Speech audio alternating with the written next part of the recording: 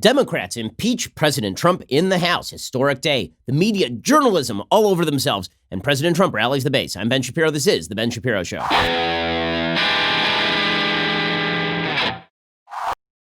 This show is sponsored by ExpressVPN. Stop putting your online data at risk. Get protected at expressvpn.com/Ben. Well, merry impeachment, as those at the Washington Post say each and every day. Merry impeachment to you. Merry Impeachmas, I guess is how they're putting it. It is very exciting news. The New York Times splashing across its front page. Trump impeached. And then the Washington Post, Trump impeached. Everybody very excited about the impeachment.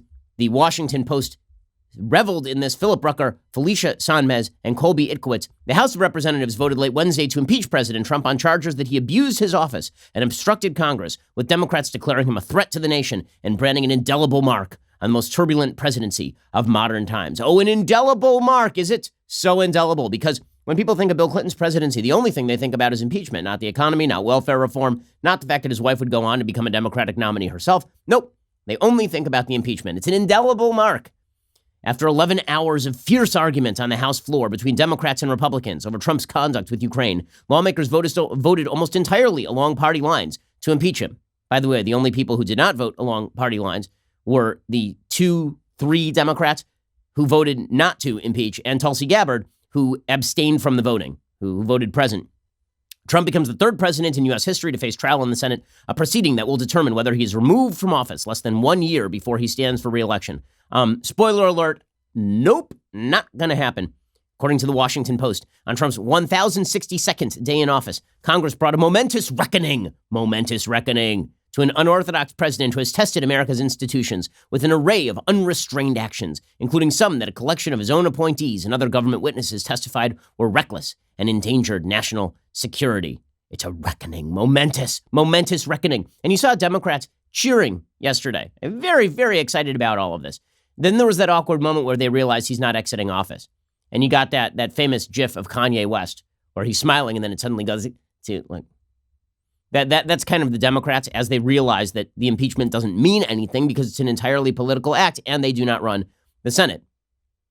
The Democratic-controlled House passed 2 articles of impeachment against Trump, abuse of power and obstruction of Congress, neither of which is a crime. Of course, the House voted 230 to 197 to approve the article charging abuse of power, with the gavel falling about 8:30 p.m., right in the middle of The Masked Singer. So you had this bizarre split screen on Fox where they cut into The Masked Singer to show the commentators on Fox News, and everybody's like, wait a second, I want to know who the Fox was. Like, why doesn't someone just tell me who the Fox was? No one cares about the impeachment. Let's be real about this. On the obstruction of Congress vote, which followed soon after, the tally was 229 to 198. All Republicans voted against both articles. Among Democrats, 2 voted no on the first article, 3 voted no on the second. Representative Tulsi Gabbard voted present both times. House Speaker Nancy Pelosi framed the day's proceedings. So here was Nancy Pelosi's opening statement. It was very solemn, very somber. And this was the supposed mood that was being created: solemnness, somberness, solemnity, sadness, and any other S word you can think of that makes you feel very sober. Here is Nancy Pelosi wearing her Emperor Palpatine costume and then reciting the Pledge of Allegiance, which, again, the last time I checked, Democrats wanted to ban from public school classrooms. But here's Nancy Pelosi. Very sadly now, our founders' vision of a republic is under threat from actions from the White House. That is why today, as Speaker of the House, I solemnly and sadly open the debate on the impeachment of the President of the United States. If we do not act now, we would be derelict in our duty. It is tragic that the President's reckless actions make impeachment necessary. He gave us no choice. No.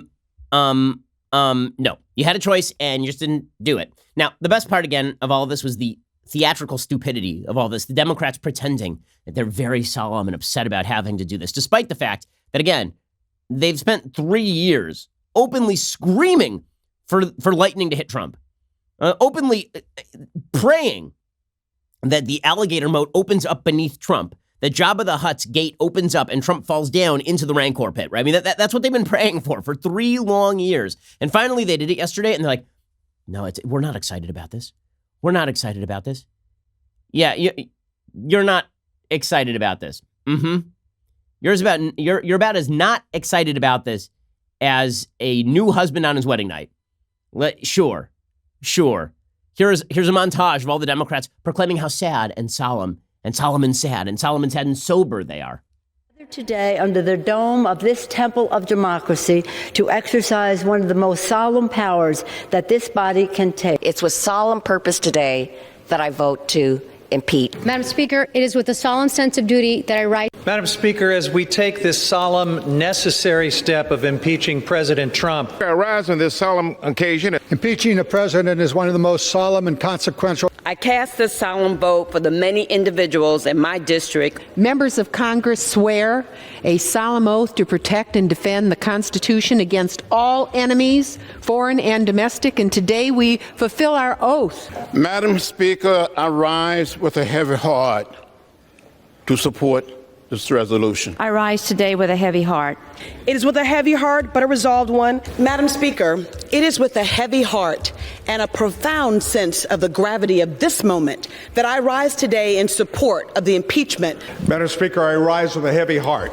The two most difficult votes any member of Congress ever has to cast to vote to go to war are to impeach. Today, as Speaker of the House, I solemnly and sadly open the debate. This is a very sad day, and I do not take impeachment lightly. I am saddened, but I'm not shocked. It's with profound sadness that I stand here today. It is a sad day in America. Today, sadly, we are voting to impeach President Donald John Trump. Yes, I am saddened, but I'm not shocked.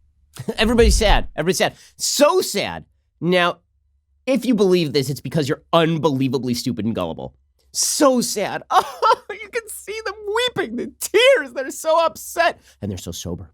It's like a funeral out there. I mean, it's so sober. What a sober moment in America's history when we have to impeach this guy that we absolutely wish would just effing die. Like, man, it's just, wow. It's so sober and so sad and so sober sad. Okay, by the way, we're going to show how this was not true in just 1 second. First, let us talk about the fact that it can be very difficult to find the right part for your car. Now, if you are car illiterate the way that I am, this means that very often when your car breaks down, you drive to some sort of auto body shop, and then the next thing you know, somebody is selling you a part that is too expensive. This has happened to me. Or you go on over to one of the big box stores and you buy the part and you come on home, your dad drives you, and you come on home with the part, you open up your car, you go to put it in, and you realize that it is the wrong part, and you have now wasted an hour and a half, and you have to go back and replace it, and then you do it wrong again. Yes, that happened to me. Instead, why don't you just go to rockauto.com? Rockauto.com is a family business serving auto parts customers online for 20 years. Go to rockauto.com to shop for auto and body parts from hundreds of manufacturers. They've got everything from engine control modules and brake parts to tail lamps, motor oil, even new carpet. Whether it's for your classic or daily driver, you can get everything you need in a few easy clicks delivered directly to your door. The rockauto.com catalog is incredibly easy to navigate. You can quickly see all the parts available for your vehicle and filter by brands, specifications, and prices. I'm not a car guy, and that makes rockauto.com even better because it means that I don't really have to worry about going to the store and getting the wrong thing. Best of all, prices at rockauto.com are always reliably low and safe. And the same for professionals and do-it-yourselfers. It's a great site for car enthusiasts as well. They've got amazing selection, reliably low prices, all the parts your car will ever need. rockauto.com. Go to rockauto.com right now. See all the parts available for your car or truck. Write Shapiro in their How Did You Hear About Us box so they know we sent you. Again, go check them out at rockauto.com. Nancy Pelosi, she actually had to glare at her own Democrats. So CNN had reported earlier in the day that Nancy Pelosi had told all of the Democrats to be extremely sober, very sober and sad. And so they went up there and they did this routine about how sad they were, about how this is just, it's a constitutional duty. It's not that we hope that President Trump spontaneously combusts like a Charles Dickens character. It really is mainly that we love the Constitution so much. So yesterday, she announces the vote on impeachment, and people start cheering. And Nancy Pelosi has to turn to them and shake them off. She has to turn to them and try, no, guys, don't do that. Don't do that. You're giving away the game. Stop. Don't you see? I'm wearing my black, sober, and somber and sad. I'm wearing my funeral suit today. You don't cheer at a funeral. Here's Nancy Pelosi announcing the impeachment. And then, if you could see this is why you should subscribe, you can see her actually shake off the members of her own party who are openly celebrating. The confetti's coming down. Everybody's playing. They're playing We Are the Champions, the whole deal. And Nancy Pelosi's like, shh, stop it. They're going to notice you're happy. Article 1 is adopted. The question The question is on adoption of Article 2. And people start laughing in the chamber because it's ridiculous. She's trying to pretend that they're so sober. And that face, man, that face. How'd you like to see that face coming at you? You're the grandchild and you took some cookies from the top shelf and you got that face coming at you. I mean, my goodness, that is not a great look. Okay, so the Democrats, very solemn and sober. Now, how do they actually feel about this? Leave it to Rashida Tlaib, who said that she wanted to impeach the mother effer, to express how Democrats truly felt. That she was on her way to the House floor to vote on impeachment. And the same crazy lady who went to a Trump rally and was thrown out for screaming at President Trump, the same rabid anti-Semite who was so crazily anti-Semitic, she voted down a Democratic anti-Israel proposition because it was too pro-Israel. Rashida Tlaib was walking to the floor and she's smiling and laughing. She could not be happier. This is the best day since presumably something bad happened to a Jew somewhere. Here's Rashida Tlaib. I mean, she is so excited. She's so pumped, man. Woo! But also somber and sad and sober and sad and somber. Here she is. Hey, everyone. I am on my way to the United States House floor to impeach President Trump on behalf of my incredible district, 13 districts strong. Okay, she is not actually winning an Oscar. She's just on her way to vote for an impeachment resolution that doesn't actually contain a crime. So clearly the Democrats were very upset about this. So upset. And we know that they're really serious because they are sober, sad, and somber. Serious, sober, sad, and somber, right? I mean, we know this. We know this. Okay, then they get up there and they say just a bunch of crazy things. A bunch of crazy things about how if Trump isn't impeached, it's the end of the republic. So yesterday, they go on for hours this way. Everybody got like 1 minute to speak. And in that minute, it was sort of a game of one-upsmanship. On the Democratic side, the game was, how bad can we say Trump is? And on the Republican side, the game was, how badly can we say that Trump is being treated? And so we got these parallel acts of stupidity where Democrats, on the one hand, were saying, if President Trump is not impeached, he will declare absolute power. He will order Executive Order 66 and take over the galaxy. He will murder all the Jedi younglings if we don't impeach him, on the one hand. And then on the other hand, you have the Republicans being like, this man, this Donald J. Trump, this man has been treated worse than Jesus Christ. This man right here, this man has been treated worse than any human being who has ever been treated on the face of the earth. Yeah, we've had a few who were shot in office, but aside from that, he has been treated like worse than Lincoln, worse than anyone. And so we have these two parallel conversations because everything is incredibly stupid and this is a complete waste of time. We'll get to more of that in just 1 second. First, let's talk about cryptocurrency for a second. So you hear crypto and you're like, ooh, that means secret. And that probably means bad. No, what cryptocurrency is it's basically a digital form of currency that is not manipulable by central governments. One of the great threats to your savings is the central government blowing up the spending and then blowing up the inflation rate in order to pay off that spending. And that will happen sooner or later in the United States. It's one of the reasons why so many people are interested in trading in cryptocurrencies, because once you have enough people trading a cryptocurrency, which is protected by blockchain, it can't be inflated. And so it effectively is a form of digital hard assets, like a digital gold. So the idea is that if you invest in those sorts of currencies, then at least the government can't manipulate you. Well, this is what cryptocurrency does. And this is why maybe you should explore investing in cryptocurrency. George Gilder, the economist, has talked about this. If you're interested in getting into the cryptocurrency markets, but you actually don't know much, why don't you check out eToro? You can check out Copy Trader by eToro. Copy Trader allows you to automatically copy every trade of eToro's top crypto traders at the exact price in real time. That's pretty cool because if you don't know anything, you can just crib off somebody else's cheat sheet. eToro's social trading platform has over 11 million traders, facilitates over $1 trillion in trading volume per year globally. You can access the world's best cryptocurrencies. Sign up today at eToro.com/Shapiro. That's eToro.com/Shapiro. eToro.com/Shapiro. Go check them out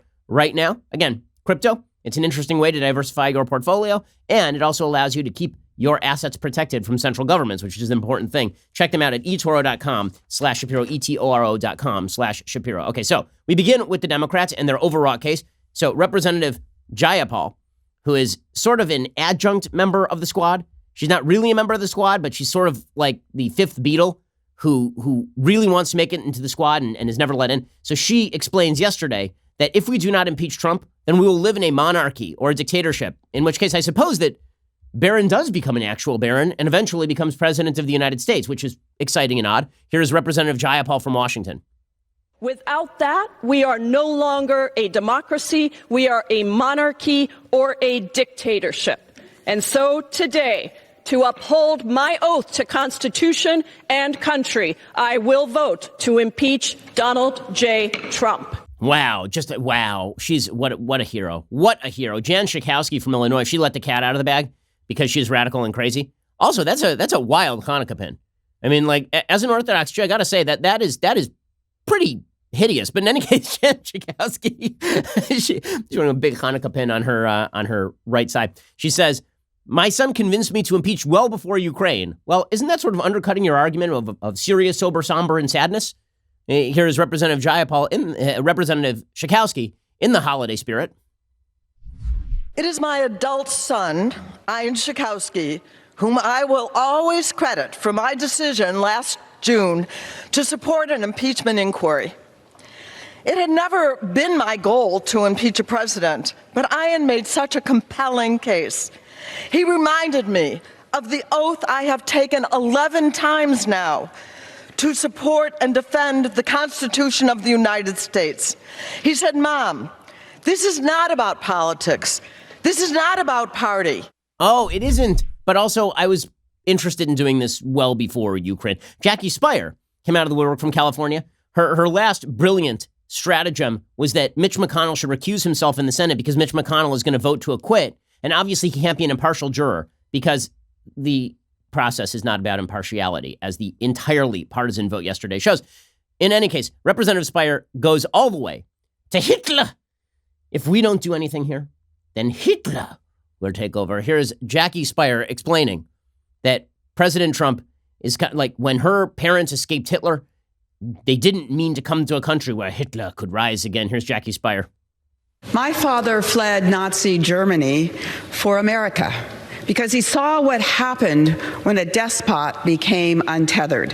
He fled because he believed in democracy, in the rule of law, and the right to vote. And today, all of those are in danger because of Orange Hitler in the White House.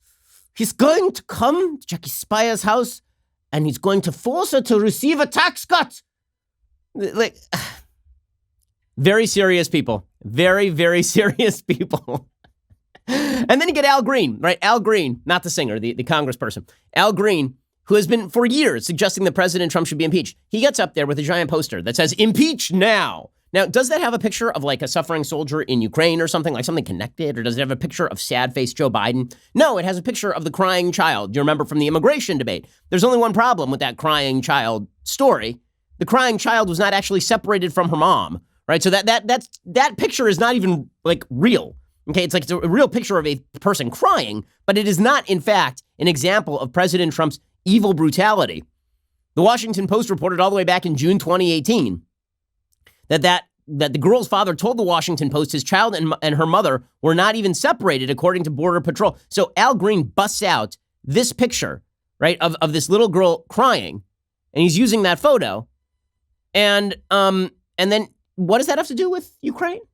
Like, I get it. You just don't like Trump, right? I mean, that's basically what you're saying here. And then you get Hakeem Jeffries. Hakeem Jeffries from New York. He suggests, you know what? People keep saying that this impeachment thing is divisive. That's not divisive. You know what was divisive? Slavery. Slavery was divisive, which is like one of my favorite old jokes. One of my favorite old jokes is, what's worse than finding a worm in your apple? Finding half a worm in your apple. What's worse than finding half a worm in your apple? Stage 4 cancer. Well, yes, it is true. This is not as divisive as slavery. You're correct. It's not as divisive.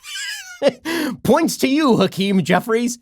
I'm pretty sure that doesn't mean it's not divisive, but like, yeah, if you're going to go to, like, you're having a fight. I can't imagine breaking this out in a fight with my wife. She's like, God, you're just being terrible. Really? Am I being as terrible as the people who enslaved people? That's kind of a non sequitur. Here's Hakeem Jeffries. They're dropping Far Side-esque Gary Larson non sequiturs. There are some who cynically argue that the impeachment of this president will further divide an already fractured union. But there is a difference between division and clarification. Slavery once divided the nation, but emancipators rose up to clarify that all men are created equally. Okay. Meanwhile, Tulsi Gabbard saying the only thing that is true And Tulsi Gabbard, who may run as an independent, by the way, she released a statement on the impeachment of President Trump, and she said that this is a partisan effort, and so I'm voting present. She said, I'm standing in the center. I've decided to vote present. I could not, in good conscience, vote against impeachment because I believe President Trump is guilty of wrongdoing. I also could not, in good conscience, vote for impeachment because removal of a sitting president must not be the culmination of a partisan process fueled by tribal animosities that have so gravely divided our country. When I cast my vote in support of the impeachment inquiry nearly 3 months ago, I said that in order to maintain the integrity of this solemn undertaking, it must not be a partisan endeavor. Tragically, that's what it has been. On the one side, the president's defenders insist that he has done nothing wrong. They agree with the absurd proclamation that his conduct was perfect. They've abdicated their responsibility to exercise legitimate oversight and instead blindly do the bidding of their party's leader. On the other side, the president's opponents insist that if we do not impeach, our country will collapse into dictatorship. All but explicitly, they accuse him of treason. Such extreme rhetoric was never conducive to an impartial fact-finding process. How have you all made me into a Tulsi Gabbard fan? How? I mean, she's the only reasonable person in the House, apparently. And meanwhile, on the Republican side of the aisle, Kevin McCarthy, the House Minority Leader, he said something that is true. He got all sorts of flack for it. He said this is obviously an attempt to appease the Democrat partisan socialistic base, which is true. Nancy Pelosi, who, it's funny, she was being praised yesterday for her iron control of the House. The fact is, if she hadn't lost control of the House back in March to Ilhan Omar, then none of this would have happened. If she had not lost control to the radicals in her party, she wouldn't have moved forward with this thing. She lost control. She tried to reassert control by pushing for impeachment. She thought there would be more there than there was. There wasn't enough there, and she pushed forward anyway. Here's McCarthy. It didn't have to be this way. Is this why we came here to serve? To trample on due process rights? To issue more subpoenas than laws? To appease the new Democrat socialist base?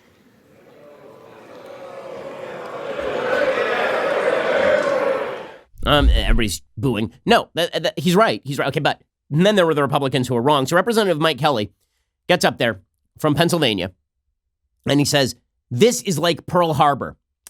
Nope, not so much. You know, like when the Japanese imperial forces attacked America at Hawaii and killed 1,000 Americans, more than 1,000 Americans. Like, not so much like that. I mean, like, if I were going to go with like things that it's like, that's not high on the list. Here he is saying a thing.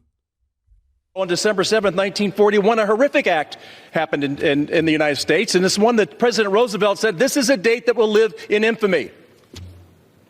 Today, December the 18th, 2019, is another date that will live in infamy.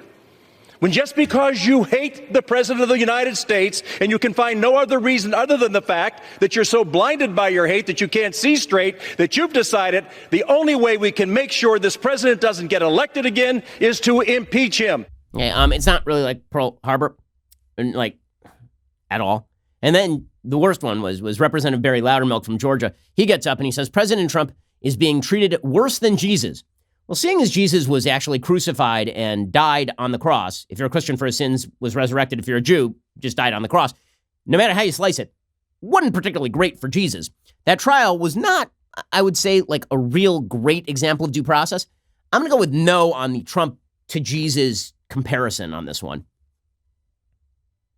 Before you take this historic vote today, 1 week before Christmas, I want you to keep this in mind. When Jesus was falsely accused of treason, Pontius Pilate gave Jesus the opportunity to face his accusers. During that sham trial, Pontius Pilate afforded more rights to Jesus than the Democrats have afforded this president in this process. Merry Christmas to you. I mean, whoa. Nope. That's a no on that. So things that, just for the record, things that this impeachment is not like. The Salem witch trials, the crucifixion of Jesus, Pearl Harbor, things the impeachment is like, and impeachment. Just going to put that out there. I feel like that's a safe thing to say. Okay, in a second, we're going to get to President Trump's response to all of this because President Trump went off. He went off. And then we'll get to Nancy Pelosi's latest stratagem. Wow, the master strategist at work, Nancy Pelosi. And we'll get to that in 1 second. This whole thing is so stupid. I'm sorry, it's idiotic. We'll get to all this in one idiotic second. First, let's talk about the fact that if you are running a business, you need to make sure that you have all the numbers in front of you. Like we have here at Daily Wire, an entire finance and accounting department designed to track all the numbers. And we have an integrated system One of the reasons we have an integrated system is because we have been using NetSuite. And you should use NetSuite also, because if you're using a variety of systems, like you're an old-fashioned company and you got one person using Excel and you've got another person who is using the MacBooks and you have just people using various different applications, various different ways of keeping track of your finances, you're not getting the full picture of your business. Well, this is why you need an integrated business solution. And this is where NetSuite comes in. If you don't know your numbers, you don't know your business. But a lot of growing businesses have that hodgepodge of business systems. Now you need NetSuite by Oracle. It's the business management software that handles every aspect of your business in an easy-to-use cloud platform, giving you the visibility and control you need to grow. With NetSuite, you save time, money, unneeded headaches by managing sales, finance, and accounting, orders, HR instantly, right from your desktop or phone. Managing a business without understanding every aspect of your business, it's a fool's errand. It makes your business less efficient.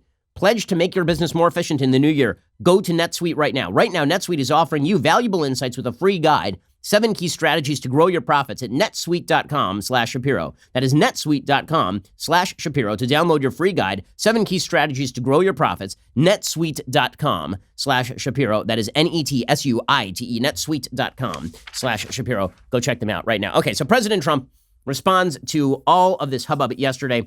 He has a tweet on the impeachment.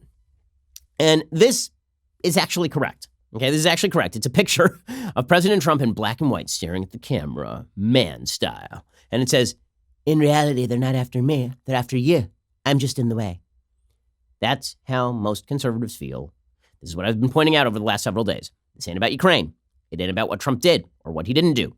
What this is really about for most Americans is the media and the Democrats targeting Trump because they hate that Trump is president and they hate that a lot of people voted for him.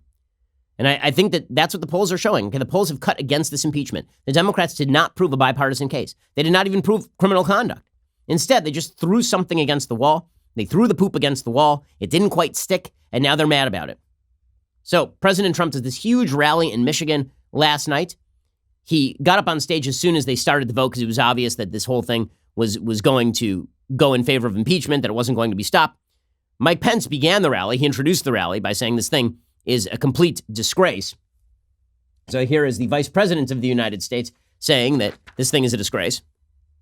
You know, what's going on in Washington, D.C. tonight is a disgrace. From day one of this administration, Democrats in Washington have been trying to overturn the results of the last election. And they're back at it tonight with this partisan impeachment vote. You know, the truth is, men and women, they're trying to impeach this president because they know they can't defeat this president. Okay, and there is truth to all this. President Trump, for his part, he was jazzed up about this. Here's the thing. Trump thrives on the conflict. He kind of likes the conflict. So President Trump gets up. This is his favorite place to be. Under fire in front of a big crowd of supporters. That is his place. I mean, that is his comfort place. Some of us have a quiet room where we sip coffee and think about our lives. President Trump has giant rallies filled with supporters where he yells about how he's being smacked around and how he's going to take those hits. He loves this. So here's President Trump in the mood to rumble. He says, it doesn't feel like we're being impeached because the reality is most Americans don't care about it. And he's correct about this. It doesn't really feel like we're being impeached, do you? The country is doing better than ever before. We did nothing wrong. We did nothing wrong. And we have tremendous support in the Republican Party like we've never had before. Nobody's ever had this kind of support. Okay, and then he goes on and he says, listen, Democrats right here, they're not declaring their hatred for me. They're declaring their hatred for the American voter. With today's illegal, unconstitutional, and partisan impeachment, the do-nothing Democrats, and they are do-nothing. All they want to do is focus on this. What they could be doing are declaring their deep hatred and disdain for the American voter. Again, he is correct about this. When he says that this is really about the Democrats can't accept what happened in the last election, correct. And then he goes on. He says Democrats have branded themselves with the mark of shame. Okay, if you like theatrics, this is your sort of thing. If you feel like it's a little bit overwrought, that like on all sides, then I guess you're kind of bored. But if you love theater, man, the circus is in town, and let's do this thing. Through their depraved actions today, crazy Nancy Pelosi's House Democrats have branded themselves with an eternal mark of shame. And it really is. It's a disgrace. Okay, all of this is fine. And then President Trump gets a rolling. Then he gets a rolling. And once Bluto's a rolling, don't stop him. So he starts with the insults, the insult comedy. So this is another one of President Trump's favorite things to do. So he starts off by going after crooked Hillary. You know, you go with the old crowd pleasers, the old favorites. He says Bill is walking around the house calling for crooked Hillary. So what happens is Bill Clinton said to crooked Hillary, his very dishonest wife, said, crooked Hillary, do you think he calls her crooked Hillary? He might. Maybe he just calls her crooked. He said crooked, I'm telling you. Crooked. Okay, so that's funny. Okay, and then he goes after Adam Schiff again. Now, he's already called him pencil neck. Then he starts talking about how Adam Schiff is ugly. So we basically got Triumph, the insult comic dog, doing a presidential address.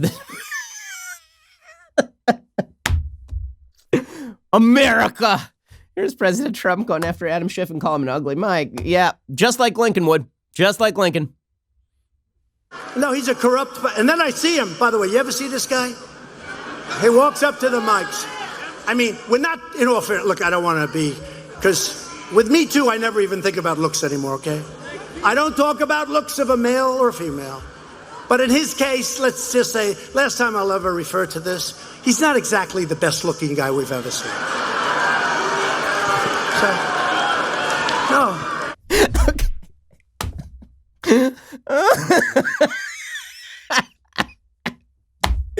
Oh, it's so stupid.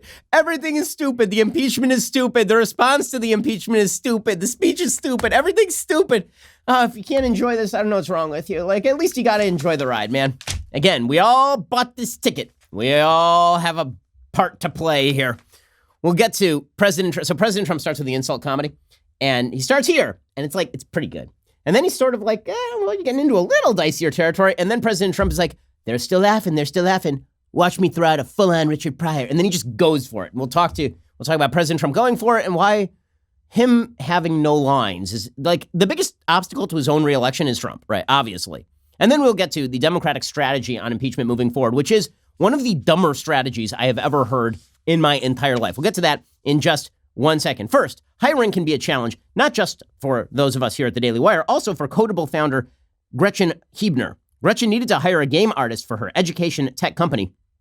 She knew it wouldn't be easy to find someone to grow with her team, and that's why she headed over to ZipRecruiter. ZipRecruiter doesn't depend on candidates finding you. It finds them for you. Its technology identifies people with the right experience, invites them to apply to your job, so you get qualified candidates fast. Gretchen posted her job on ZipRecruiter. She said she was impressed with how quickly she found qualified applicants. She also used ZipRecruiter's screening questions to filter candidates so she could focus on the best ones. And that's how Gretchen found a new game artist in less than 2 weeks. With results like that, it's no wonder 4 out of 5 employers who post on ZipRecruiter get a quality candidate within the very first day. Finding the right employees can make your company so much better. Like, say that you had a producer, and that producer had risen all the way through the ranks of your company. I mean, just really a stellar employee. And say that he had made just one mistake in his life, and that was that he had not proposed to his longtime girlfriend. And you were just on the verge of thinking to yourself, this guy has bad judgment. We have to get rid of this guy. But then he made the proposal. Well, then you wouldn't have to use ZipRecruiter. But if you do need to replace somebody, or you need to get a new employee who's fantastic, ZipRecruiter.com is the way to do it. See why ZipRecruiter is effective for businesses of all sizes. Try ZipRecruiter for free at our web address, ZipRecruiter.com/dailywire. That is ZipRecruiter.com/DAILYWIRE. ZipRecruiter.com/dailywire. ZipRecruiter, the smartest way to hire. And by the way, congratulations to Mathis and Caitlin, who got engaged yesterday. For those of you who are longtime followers of the show, those names have cropped up before. Mathis was like the very first producer on this show. And he is now like one of the heads of production. And he just proposed to Caitlin, who also works in our office. It's like amazing news. I'm very happy about that. Also, good news for you. We have the perfect gift for you to give this holiday season, the gift of a Daily Wire membership. From now until January 1st, all Insider Plus gift memberships will be 25% off.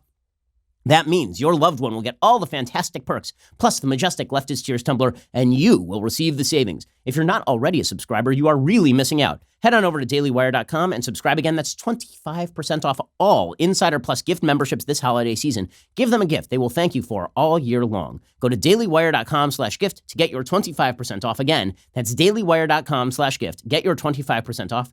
Do not wait. Stop depriving yourself. Come join the fun. Also, one of the reasons why you should absolutely subscribe is because you get awesome Sunday specials on Saturday. This Sunday special has on Kirk Cameron, the heartthrob for every woman who is over the age of like 25. Right? Mike Seaver stopped by, and he's become a marriage and family advocate. He's a deeply believing Christian, really a fascinating guy, a really great dude. Here's a little bit of what that sounded like. By the time I graduated high school, doors were opening for an acting career, and I thought I might as well keep this career going. And the doors that were opening were lining up with what was happening to me on the inside. I want to be about things that promote faith. I want to be about things that promote family and marriage. And here I am looking in the rearview mirror saying, this has been awesome. It's pretty spectacular. I mean, this is somebody who really gave up some fame and fortune to lead a more fulfilling life. Kirk has he has 6 kids, 4 of them adopted. What an amazing dude. Go check that out. The Sunday special, it comes out on Saturday if you are a subscriber. You should subscribe anyway. And again, you get the 25% off all the way until January 1st. We are the largest, fastest growing conservative podcast and radio show in the nation.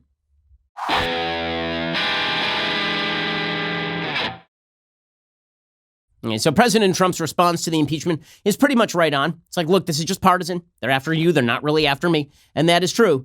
But President Trump just reminded us last night that his greatest asset is the fact that the media hate him and the fact that Democrats hate him. And his greatest foible is the fact that he cannot stop himself. So he starts with the insult comedy at his rally in Michigan. And he starts off with the crooked Hillary bit, which is very funny. And then he goes on to the Adam Schiff bit, which is a little bit less funny, but still kind of funny. And then he goes after John Dingell. So Debbie Dingell's a representative in Michigan. She just took over her husband, John Dingell's seat. John Dingell was in Congress for 1,000 years, and he recently died.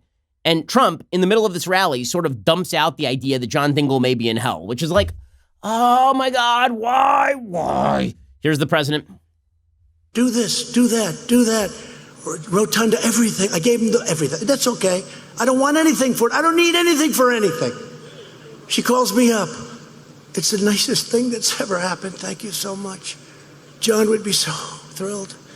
He's looking down. He'd be so thrilled. Thank you so much, sir.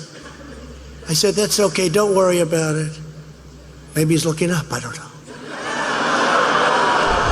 know. Okay, so Debbie Dingell then went on national TV and she's like, you probably shouldn't imply that my husband's in hell. Like, that seems like not a good thing to do. And correct, fact check true. You probably shouldn't do that. Here's Debbie Dingell. You know, I think it's time to put politics aside on these kind of shots. I try to be respectful of everybody. I've never taken a personal shot at this president. I think his family is off limits. I was very grateful. By the way, I didn't call him. He called me to tell me he was lowering the flags. And that meant a lot. I don't want to politicize my husband. I don't want to politicize his death. It is still something that I'm really grieving over. This Thanksgiving was really hard, and Christmas is harder, and I'm going to go back to doing my job and doing a good job for the people of my district. Okay, so again, the greatest threat to Trump's reelection is not the Democrats, it's not the media, it's Trump doing this kind of stuff. Okay, speaking of the media yesterday they put on their somber, sad, serious, sober faces, and they went right along with Nancy Pelosi. Had Dana Bash over at CNN going, this was very serious and very grave. You could feel the gravity on the floor. So many sad Democrats. Yes, I'm sure they were heartbroken, just like the members of the media who are going out and back, popping champagne, as we'll show you in a moment. You can feel it in the air here. It feels different. It is palpable that this is momentous, that this is grave. And again, it is, despite the Democrats' talking points, not something that this speaker wanted to do for and about this president. They definitely didn't want to do it, guys. By the way, Nancy Pelosi said everybody has a spring in their step this morning. So yeah, they sort of did. Wolf Blitzer did the same thing. It's a sober moment on Capitol Hill, says Wolf. In any minute we expect, I think there are about 234 House Democrats. They have the majority now since the 2018 election. In any moment we expect many, if not most, or even all, potentially, of them to come to the floor of the House of Representatives and stand with Speaker Pelosi as they begin this procedure, this very serious rebuke of President Trump. The impeachment, only the third time in American history it's happened. Yeah, it's a somber mood up on Capitol Hill. Such a somber mood. Supremely somber. So somber. Here's Nancy Pelosi this morning saying, also we have a spring in our step. Weird. And now she's wearing, again, you can chart her mood by the wardrobe. I like that. It's sort of like in movies, when they cast movies and when they decide to do wardrobe for movies, they tend to have the garments reflect the interior mood of the person. So if you watch I've made a bunch of Star Wars references. It's on my mind. My kids are into it right now. If you watch Emperor Palpatine, when he's Senator Palpatine, he wears blues and reds. And then as he becomes Emperor Palpatine, he wears black. So yesterday she was in her Emperor Palpatine mood. Now she is in her Senator Palpatine mood. And she says, no, listen, I'm happy today. Today I'm a happy. Really? What happened to sad, somber, sober, serious Nancy? What happened to her? Here she is. Now she's got a spring in her step. And she's got a smile on her lips. And okay, here she is. We've been hearing from people all over the country since last night and this morning. Seems like people have a spring in their steps because the president was held accountable for his reckless behavior. No one is above the law, and the Constitution is the supreme law of the land. No one is above the law, and the president has been held accountable. She looks so upset and so sad. I mean, like she's going to cry right there. Also, she started then hobbling away going, when there's a shine on your shoes, there's a melody in your heart. What a singable, happy feeling. Wonderful way to start. When there's like full Fred Astaire routine from the bandwagon. It was really weird, but she did it anyway. The Washington Post reporters were also extremely excited. So the Washington Post reporters, they went out drinking. Here was their picture. Do they look somber, sober, sad, serious? Rachel Bade, who's one of the reporters, she tweeted out, Merry Impeachmas from the Washington Post team. PK Capital is buying. And this is, and then she had to delete it. She's like, I didn't really mean that we're pro-impeachment. Oh, yes, you look super sober, sad, somber, serious. I remember when you took this picture like last week in the middle of the impeachment hearings. And then no. And then she's like, we didn't mean this to be biased. Oh, didn't you? Oh, didn't you now? And then you've got Chris Matthews. So the Democrats have set up this conundrum. If Trump stays in office, he's going to steal the next election. If he leaves office, then he won't steal the next election, but we don't actually have the grounds to oust him. So you have Chris Matthews, who's out there doing the full-on Democrat routine. Will on over here, come on the show, come in here. Now that Trump's been impeached, he's going to do anything to stay in office. He'll just do anything, as opposed to before when he would do anything to stay in office. Now he's definitely going to do anything to stay in office. It's as though I had a conclusion already written in my head, and then I just kind of rolled in here all rumpled. And I was like, let's just say it again. Ha! Go! He is now ugly, because he used the word the other day. Impeachment is ugly. I'm now ugly. How's he going to react to this? He's now ugly in history. He is ugly in history. And how's he going to react to that? Is he going to break worse? But I'll tell you one thing it's going to do to him. He now will do anything to get reelected, because it's the only way back for him. Right. Is to double this, to win twice, no matter what the deep state, fake media, et cetera. He has to win the next time. He's ugly in history. I mean, like super ugly. Is he going to break bad? Is he going to start cooking meth? Is that what's going to happen? Are we going to have Trump meth with big T? It won't be blue, it'll be gold. Ha! Chris Matthews. And so what exactly is Nancy Pelosi going to do now? So here's the problem for the Democrats. Yesterday was a big day for them. Like, yeah, we impeached the president. Now he's definitely not going to be the... Oh, wait, like, now... Oh, like this has to go to the Senate, and Mitch McConnell runs the Senate. Mitch McConnell went off this morning specifically because Nancy Pelosi and the Democrats have decided upon a stratagem. What exactly is their stratagem? Their stratagem, get ready for it. Their strategy is that if they do not get the procedures that they like from Mitch McConnell, they may withhold the impeachment articles. So they won't allow a Senate trial. They'll just hold it. They won't send it over to the Senate.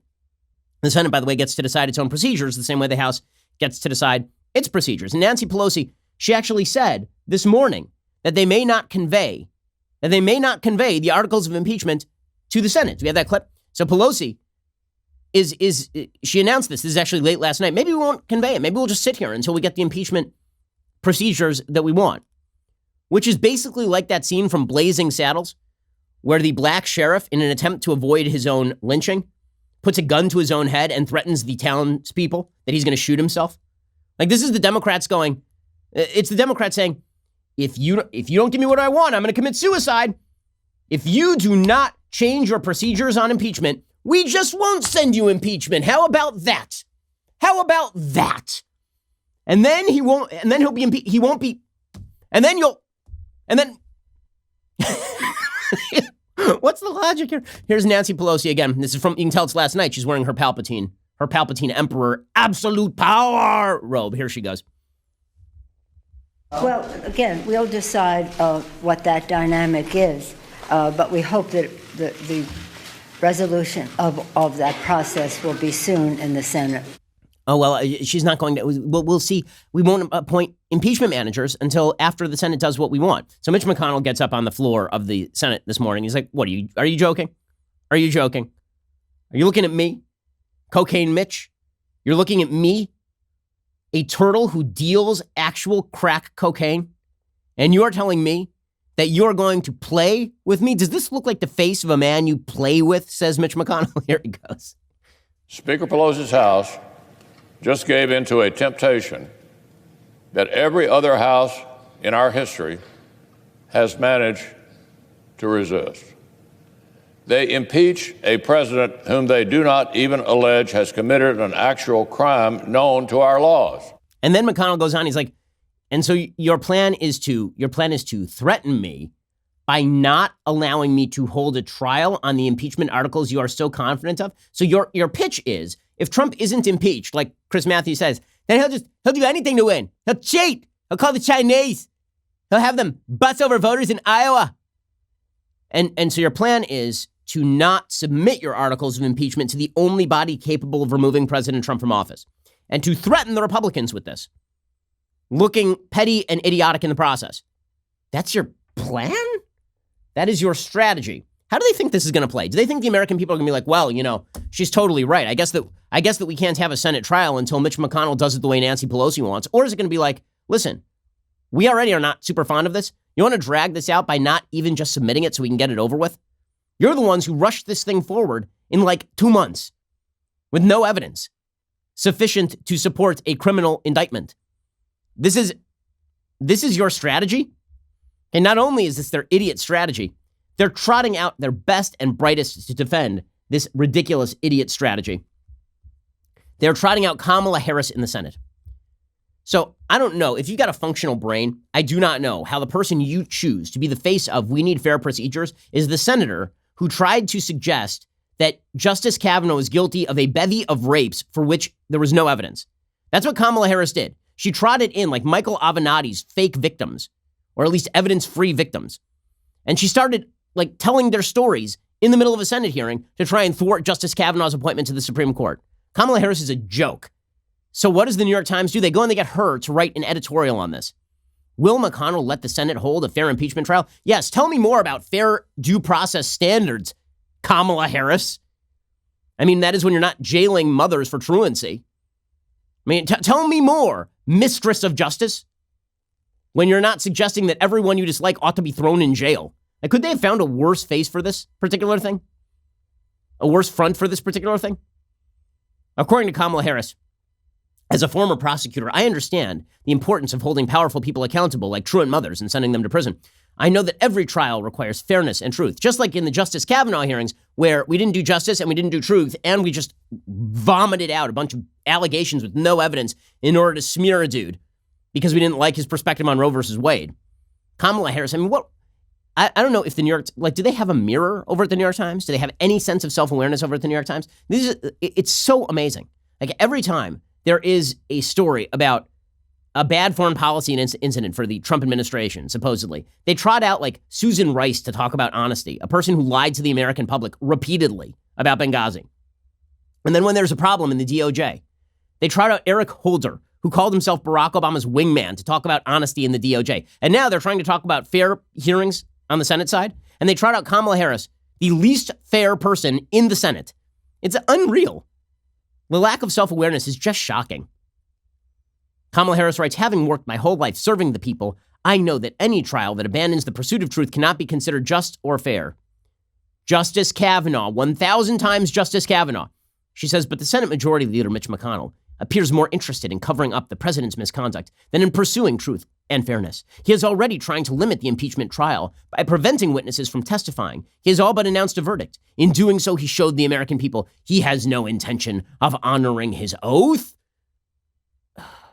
I feel like Kamala Harris, who's already suggested that she backs impeachment, maybe she should recuse. Maybe Elizabeth Warren should recuse. In fact, maybe all the Democrats should recuse, since a huge majority of them have already said something about the impeachment. She said, Kamala Harris says, let's be clear. Mr. McConnell doesn't want a Senate trial. He wants a Senate cover-up. Well, it seems that Nancy Pelosi doesn't want a Senate trial either, since she's not actually just sending. See, they can make these same complaints after McConnell does it. This is the part where you notice that the Democrats have nothing, because they can complain the same way Republicans did when House Democrats were shuffling through incredibly narrow rules of order on the impeachment side. The Republicans complained about it. Democrats could do the same thing. They could say, listen, we did the process. The Republicans were unfair. Trump got off. That's because they're unfair. Instead, they're like, we're not even going to submit this thing. We're not going to submit it, because if we submit it, then it won't go our way. And it might turn out that our charges are extremely weak. Ridiculous. And again, Kamala Harris is a rep. Adam Schiff is a rep. Could you put forward worse representatives of the we are impartial truth seekers? Sure you are. Okay, time for a quick thing I like and then a quick thing that I hate. So, things that I like today. So there is a great video that was going around from Northwestern University of a Special Olympian named Stefan Zita singing the national anthem before a Northwestern, I believe it's a Northwestern baseball game. And it's just wonderful. It's pretty great. Here is it.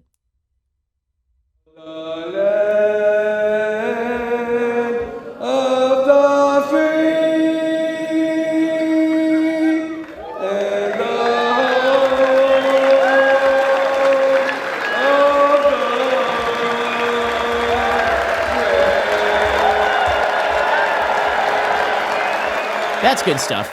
America's still a pretty great country, even if our politics is broken, stupid, and backwards. It just is ridiculous. Other things that are good. So today, a good thing from the Trump administration, U.S. Ambassador Grinnell over in Germany, Rick Grinnell, who has been just put upon by the left. They hate Rick Grinnell because he happens to be a gay man serving in the Trump administration.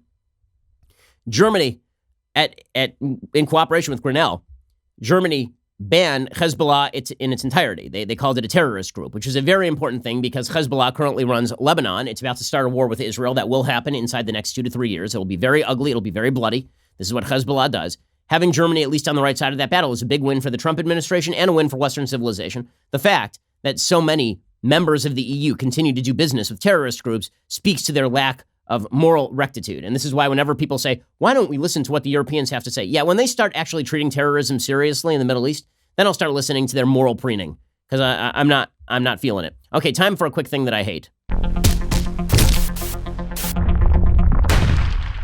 So Michelle Wolf was so bad at comedying that she lost her job on Netflix, which is nearly impossible to do. I mean, Netflix doesn't even release viewership statistics. And Netflix had hired her because they wanted they didn't have enough left-wingers. They needed somebody who was so wildly to the left that they could then brag about how wildly to the left she was. Well, she did a comedy routine the other night that really does speak to the difference in tone about abortion that has occurred on the left. So it used to be every abortion is a tragedy, but they're necessary in some circumstances, and we can't make that very hard judgment for a woman.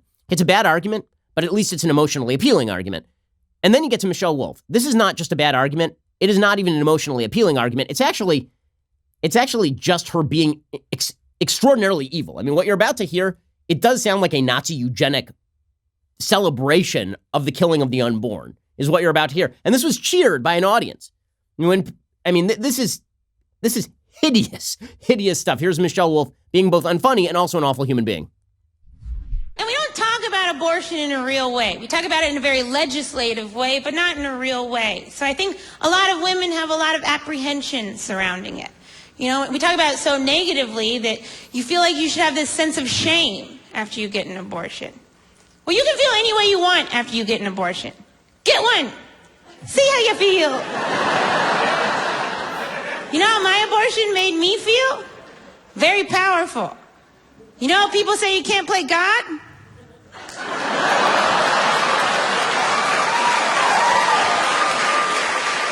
I walked out of there being like, move over, Morgan Freeman. I am God. Yeah, so that's a person being an evil person. I mean, that's last Palpatine reference of the show, I promise. That is Emperor Palpatine, absolute power.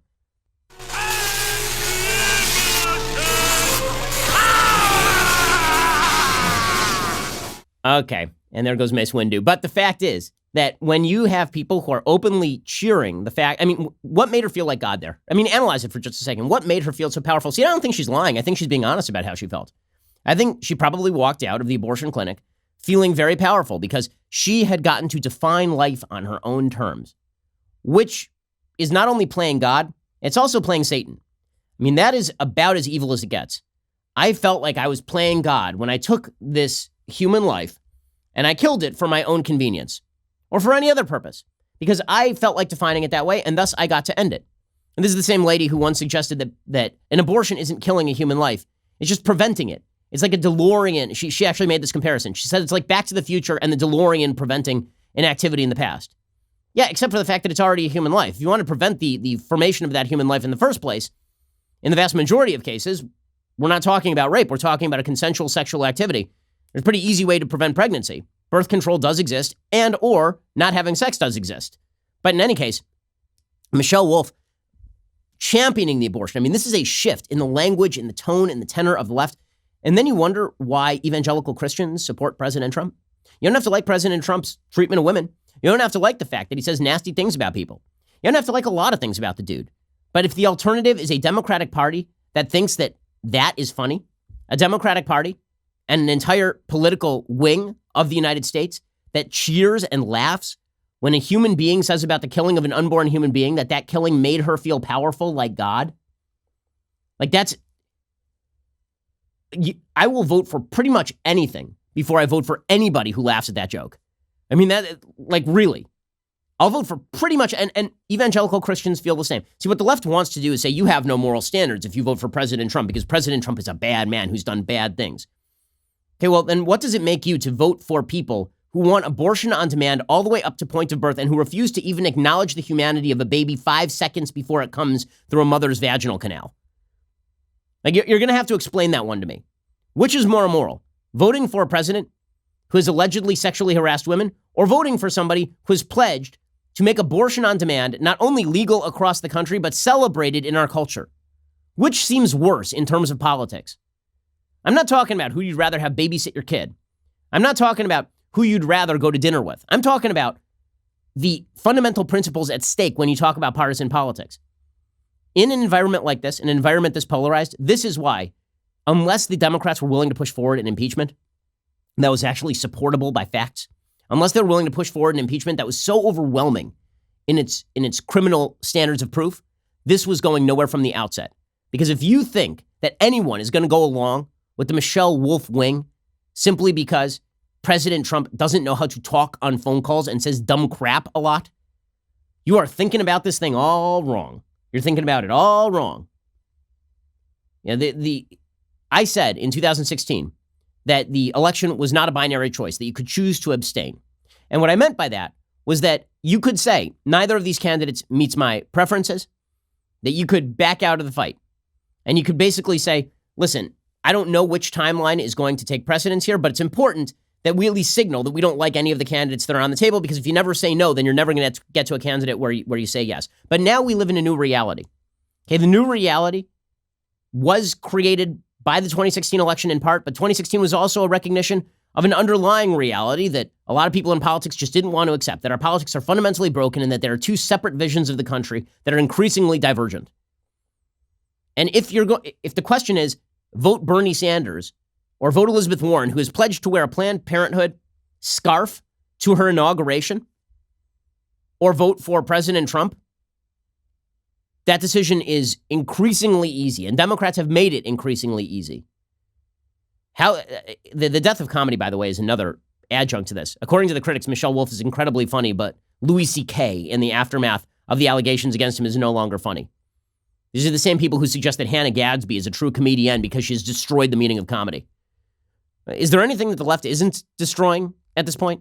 That's not to say that the right is scot-free when it comes to the destruction of American standards. It isn't. But I don't see a lot of people on the right saying that it felt good to play God while they were aborting a baby. That's hideous stuff. All right, we'll be back here later today with 2 additional hours of content. Otherwise, we'll see you here tomorrow. I'm Ben Shapiro. This is The Ben Shapiro Show.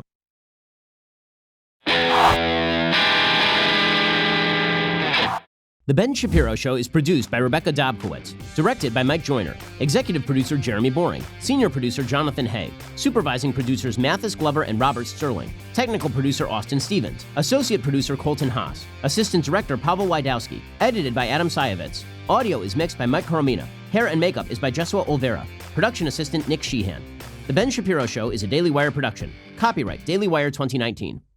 Hey everybody, it's Andrew Klavan, host of The Andrew Klavan Show. You know, some people are depressed because the American Republic is collapsing, the end of days is approaching, and the moon has turned to blood. But on The Andrew Klavan Show, that's where the fun just gets started. So come on over to The Andrew Klavan Show and laugh your way through the apocalypse with me, Andrew Klavan.